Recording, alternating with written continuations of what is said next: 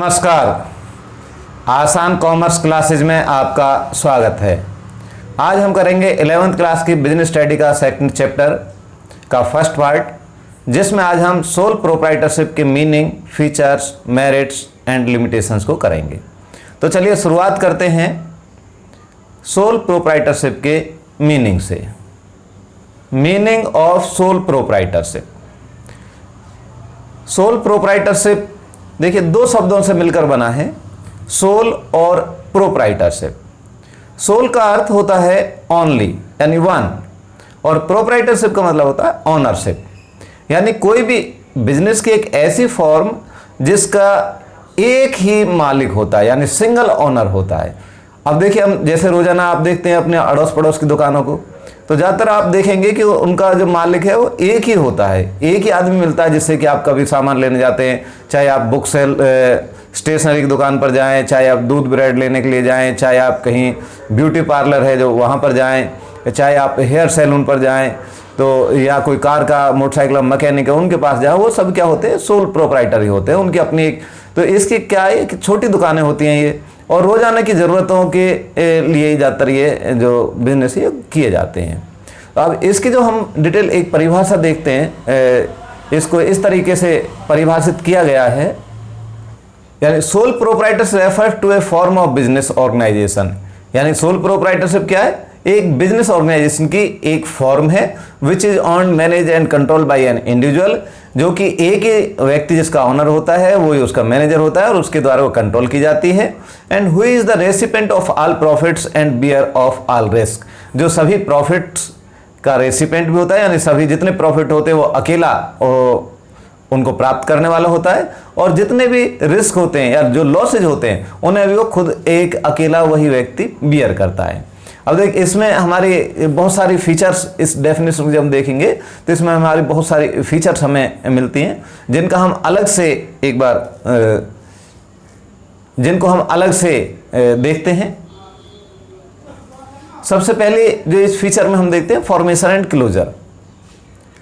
Soul proprietorship एक simplest form है business की, जिसको बड़ी आसानी से शुरुआत की जा सकती है, इसकी फॉर्मेशन की जा सकती है और आसानी से इसे बंद किया जा सकता है। इसमें सबसे कम लीगल फॉर्मेलिटीज होती हैं, जैसे कि जब चाहे आप अपनी कोई भी बुक की दुकान है, या अपनी कोई ब्यूटी पार्लर है, हेयर सैलून है, या कोई मैकेनिक की दुकान है, कोई इलेक्ट्रिशियन की दुकान है, इलेक्ट्रॉनिक्स कोई दुकान है, वो उस तरह की आप परचून की दुकान है, उस तरह की दुकानें आप कभी भी शुरू कर सकते हैं, उसमें आपको किसी की परमिशन की ज़रूरत नहीं होती।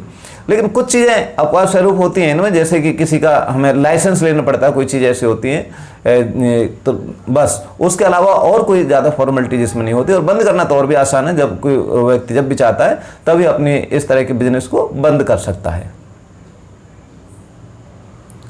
दूसरा लाइबिलिटी को हम यहाँ पर एक बार समझे कि लाइबिलिटी दो तरह की होती है, एक तो लिमिटेड लाइबिलिटी, दूसरी अनलिमिटेड लाइबिलिटी।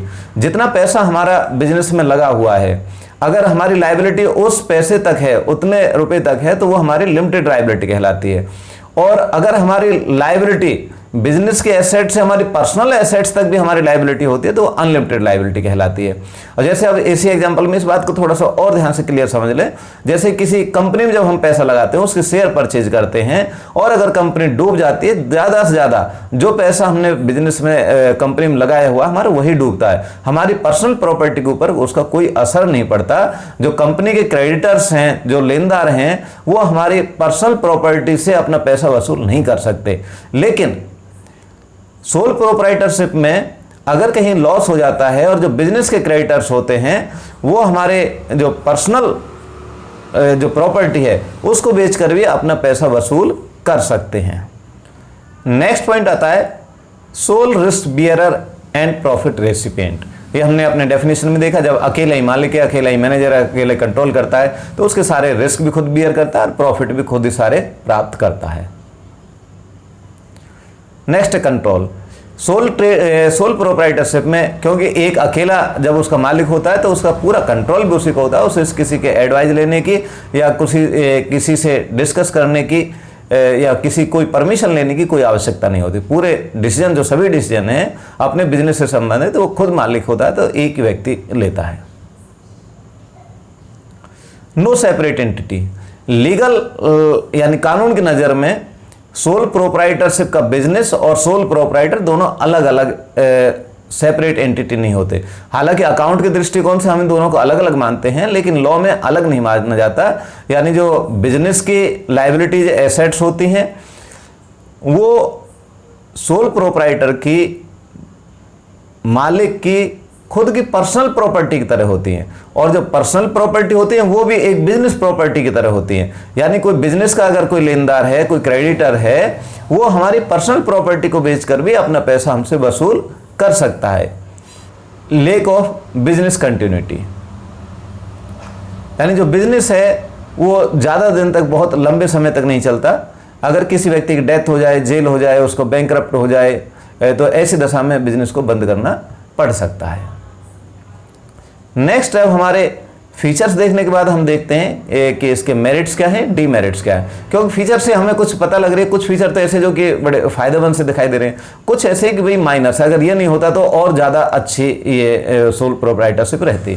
तो देखते हैं इसके जो मेरिट्स क्या हैं और इसके डीमेरिट्स क्या हैं। मेरिट्स में हमारे हैं क्विक डिसीजन मेकिंग, अकेला मालिक है, किसी से डिस्कस करने की, किसी की सलाह लेने की या किसी से परमिशन कोई जरूरत नहीं होती, तो अपना डिसीजन तुरंत ले सकता है।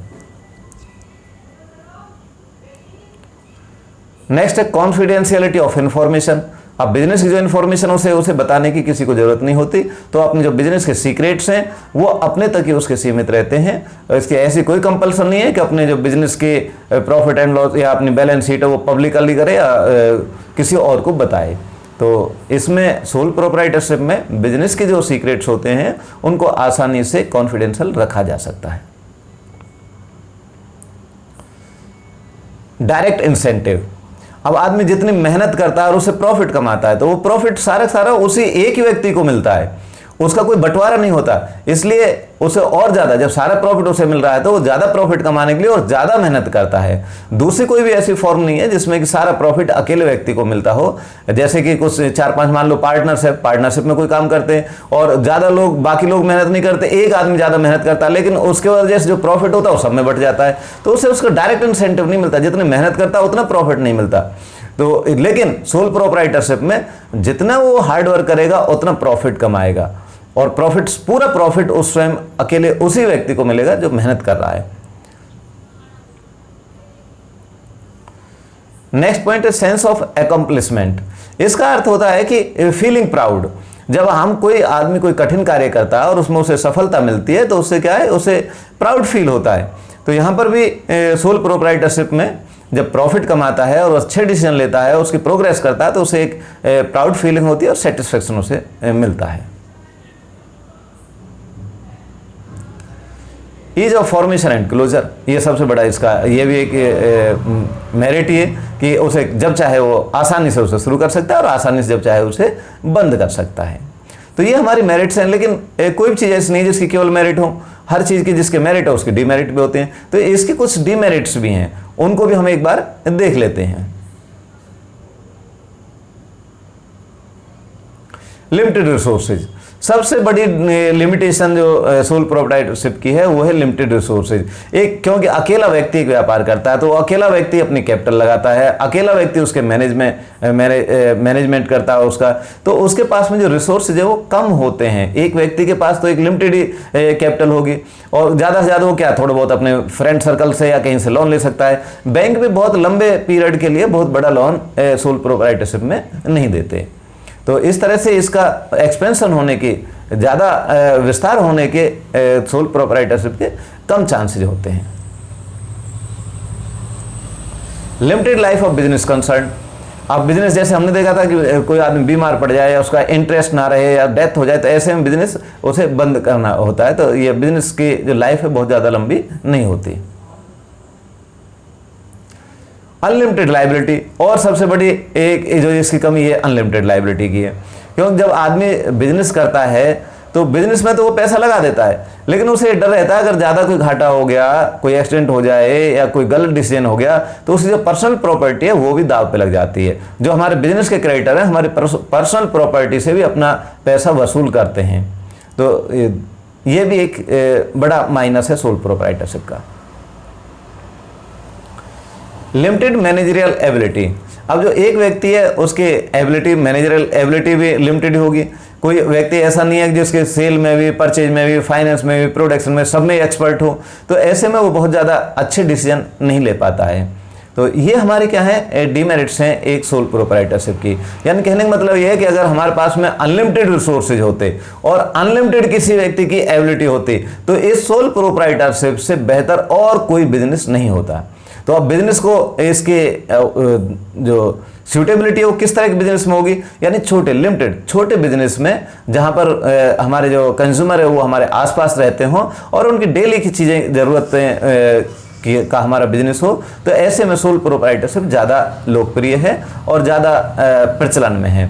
इसके ज़्यादा फायदे भी हैं अगर हम शॉर्ट यानी छोटे लेवल पर अपना बिजनेस करें तो आज हमने ये सोल प्रोप्राइटरशिप का मीनिंग, इसकी फीचर्स, मेरिट्स और डीमेरिट्स देखे। तो आज के लिए इतना ही। नमस्कार।